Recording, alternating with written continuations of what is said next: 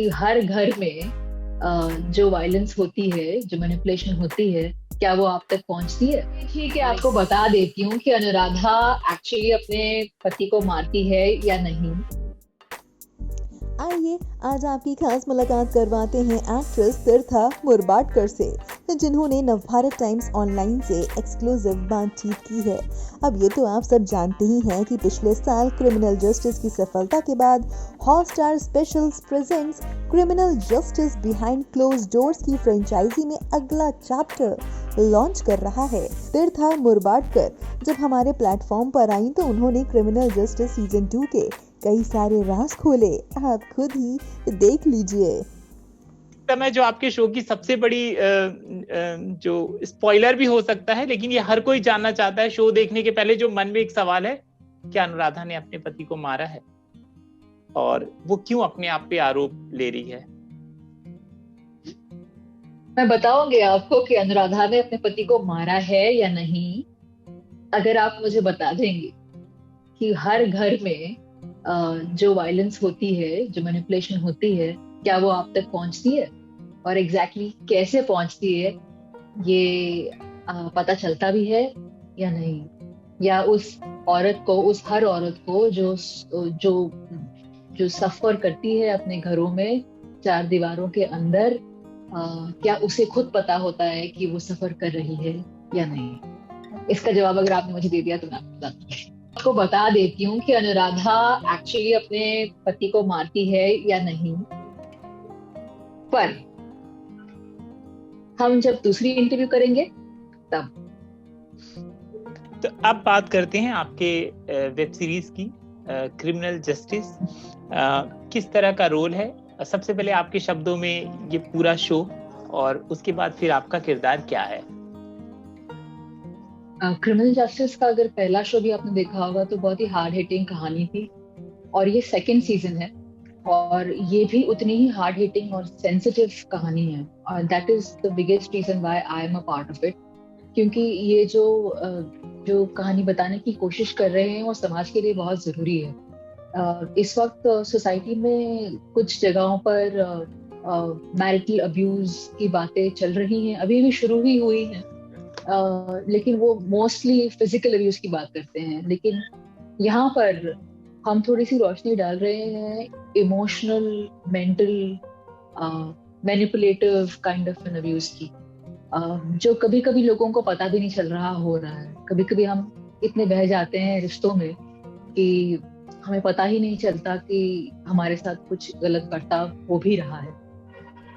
तो ये मेरे ख्याल से हर इंसान के लिए बहुत ही इम्पोर्टेंट है कि एक बार रुक के थोड़ा सा देख लें कि भाई सब कुछ ठीक तो है, कि मैं बह तो नहीं रही। तो उस दिशा में कुछ ये कहानी है। मैं पूरी, मतलब अभी ज्यादा बता नहीं पाऊंगी क्योंकि मैं चाहती हूँ कि आप लोग इसे देखें, पर बहुत ही ये इम्पोर्टेंट स्टेटमेंट है इस कहानी में छुपा। अच्छा, वो तो बेसिकली इस, हाँ जी, नहीं, यू कैरी ऑन प्लीज। तो मैं इस सीरीज में मैं किरदार प्ले कर रही हूँ एक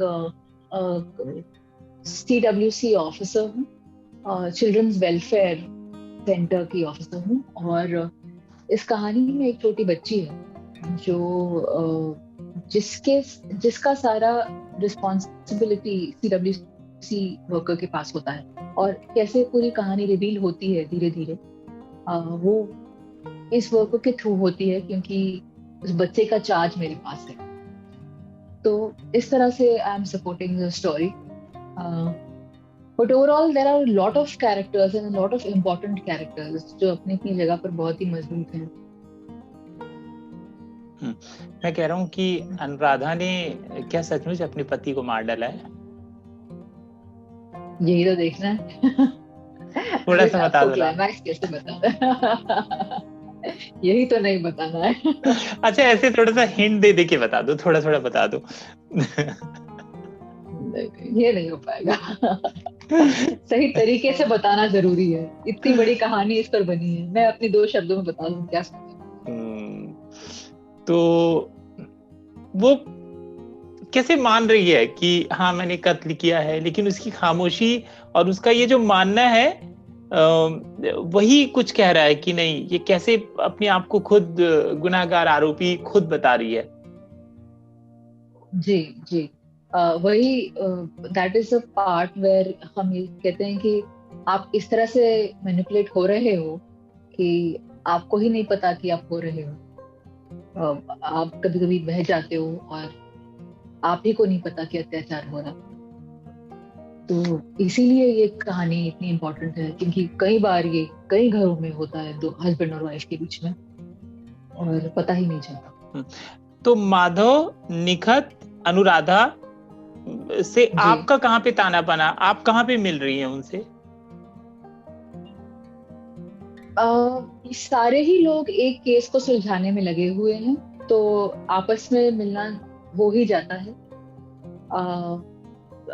और एक मतलब कोर्ट में तो खैर वो तो होना ही है, तो मिलना जुलना तो है ही। मतलब सब अपनी अपनी जगह पर इस केस से जुड़े हुए हैं और इसी तरह से वो एक दूसरे से भी जुड़े हुए हैं। तो जिस बच्चे की कस्टडी, वो बच्चा किसका है? आप मुझे सीक्रेट्स पूछ रहे हैं। अभी बच्चे की बात हुई नहीं है, तो इट्स लिटिल टू अर्ली कि मैं बच्चे के बारे में बात करूं। पर बच्चे के बारे में एक प्रॉपर हर एक तरीके से उस चीज को रिवील किया जाएगा, तो let's respect that and wait for that. तो लास्ट में अनुराधा को मतलब छूट जाती है, उसके ऊपर कोई आरोप नहीं होता? ये तो मुझे भी नहीं पता, ये तो हमें भी नहीं पता कि क्या होना है। तो अच्छा, माधव मिश्रा केस जीत जाते हैं? हीरो है तो मतलब जीत भी जाते हैं, हार भी जाते हैं। एक तरह से कहो तो जीत भी जाते हैं, एक तरह से कहो तो हारते भी हैं। तो वो जजमेंट कुछ वैसा ही है। निखत क्यों हारती है अपना केस? निखत हारती है ये भी तो नहीं है। वही तो कह रही हूँ कि हारना और जीत दोनों ही इससे जुड़े हुए हैं, इस जजमेंट से। आपके किरदार का नाम क्या है? प्राजक्ता। प्राजक्ता के बारे में बताइए। ये जो प्राजक्ता है वो किस मिजाज की लड़की है, किस मिजाज की ऑफिसर है? बच्चे की कस्टडी है उसके पास, कोर्ट कचहरी अदालत बार बार ये सब कुछ हो रहा है। इसका मिजाज समझना चाहता हूँ। हाँ जी जी, ये बेसिकली बहुत ही स्ट्रॉन्ग हेडेड लड़की है, लेडी है। और जैसे आप देखेंगे कि जब भी बच्चे के साथ होती है तो वो बहुत ही सॉफ्ट होती है। तो बच्चा इसके साथ सिक्योर इसलिए फील कर पाता है क्योंकि जानता है कि वो बाकी जगहों पर बहुत स्ट्रॉन्ग है। तो ये बैलेंस पाना मुझे लगता है इस कैरेक्टर में बहुत इंटरेस्टिंग शेड है, कि वो बच्चे के साथ तो बहुत प्यार मोहब्बत से पेश आती है, लेकिन जहाँ जरूरत है सख्ती की वो कहीं कम नहीं पड़ती है। ओके, आपका प्रोमो इतना ज्यादा फेमस हो गया, इतना देखा गया कि हर कोई जानना चाहता है कि अनुराधा ने अपने पति को मारा है कि नहीं मारा है, और मैं भी यही जानना चाहता हूँ। अब मेरे दर्शक भी यही जानना चाहेंगे कि मैंने आपसे इंटरव्यू लिया तो मैंने पूछा क्या, क्यों? तो अब